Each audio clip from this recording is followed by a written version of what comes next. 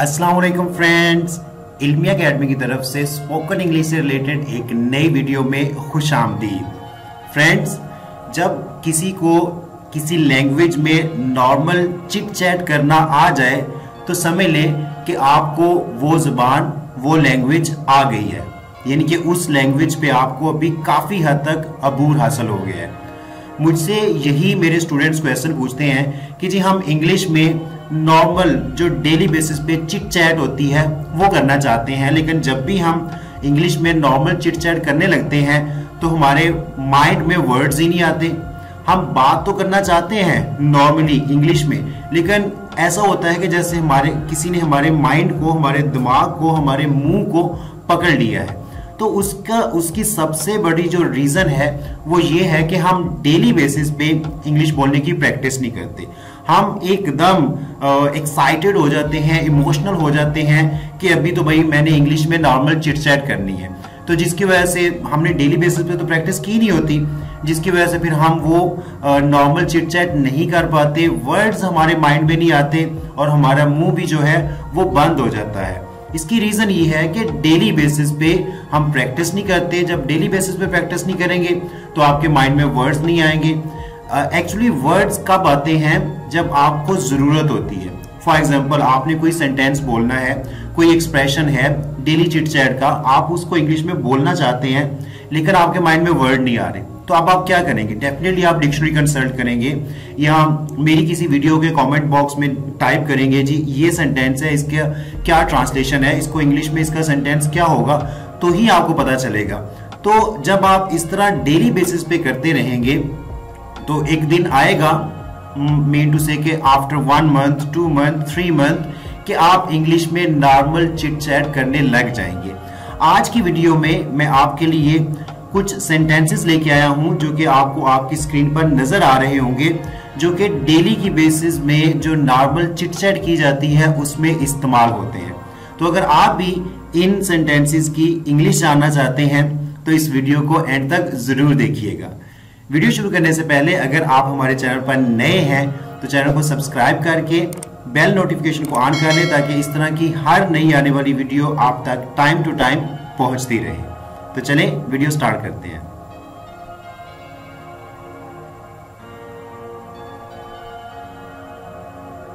वो सबका मजाक उड़ाता है। ये नॉर्मली हम अपने फ्रेंड्स में या फैमिली मेंबर में कोई ऐसा बंदा होता है जो सबका मजाक उड़ाता है। तो वो सबका मजाक उड़ाता है, इसको इंग्लिश में कहेंगे he makes fun of everybody. He makes fun of everybody. He makes fun of everybody. ये कहना अजीब था। It was an odd thing to say. It was an odd thing to say. It was an odd thing to say.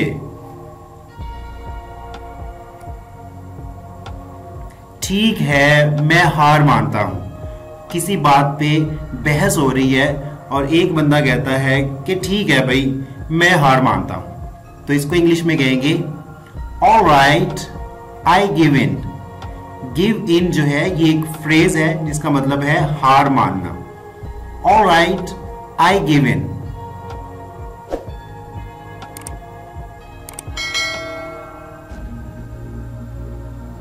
झगड़ा सुलझ गया।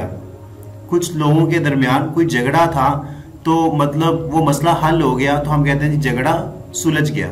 इसको English में कहेंगे द क्वार्रल इज सेटल्ड। झगड़े को इंग्लिश में क्वार्रल कहते हैं और सुलझ जाने को settle. The quarrel is settled. मेरे जूते 2 साल चले। मीन टू से कि 2 साल तक चलते रहे, टूटे नहीं है, तो इसको इंग्लिश में कहेंगे my shoes lasted for 2 years. My shoes lasted for 2 years. My shoes lasted for 2 years. उसका मजाक मत उड़ाओ।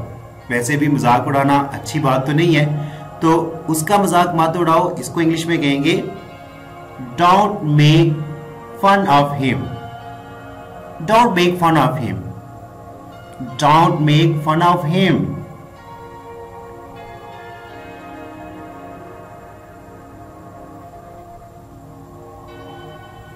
मैंने ये तुम्हारे लिए किया। कोई काम आपने अपने किसी फ्रेंड के लिए या किसी फैमिली मेंबर के लिए किया तो आप उसे कहते हैं कि ये काम जो है मैंने ये तुम्हारे लिए किया। इसको इंग्लिश में कहेंगे I did it for you. I did it for you. I did it for you. उसका खून बह रहा है, उसको कोई चोट लग गई है या वो कहीं गिर गया है तो उसका खून बह रहा है, तो इसको इंग्लिश में कहेंगे He is bleeding. He is bleeding. He is bleeding.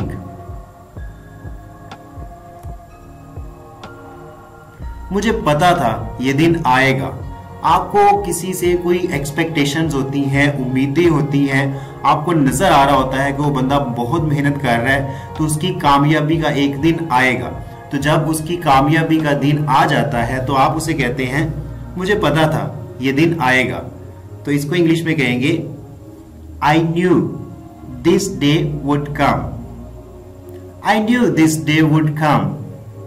I knew this day would come.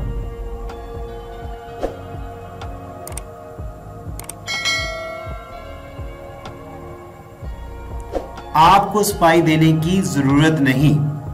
कोई इशू है, कोई प्रॉब्लम है तो आप किसी को कहते हैं कि भाई आपको सफाई देने की कोई जरूरत नहीं, ठीक है, तो आप सेटिस्फाइड रहें। तो आपको सफाई देने की जरूरत नहीं, इसको इंग्लिश में कहेंगे you don't need to justify. You don't need to justify. You do not need to justify.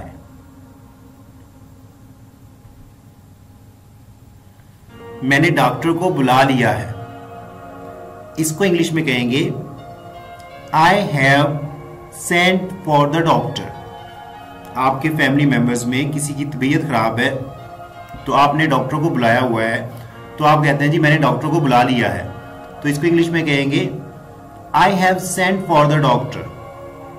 I have sent for the doctor.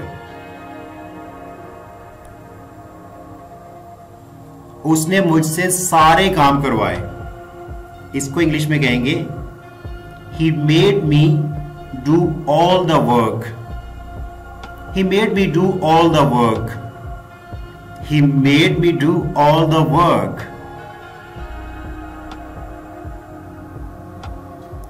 Well friend, this is all about today's video.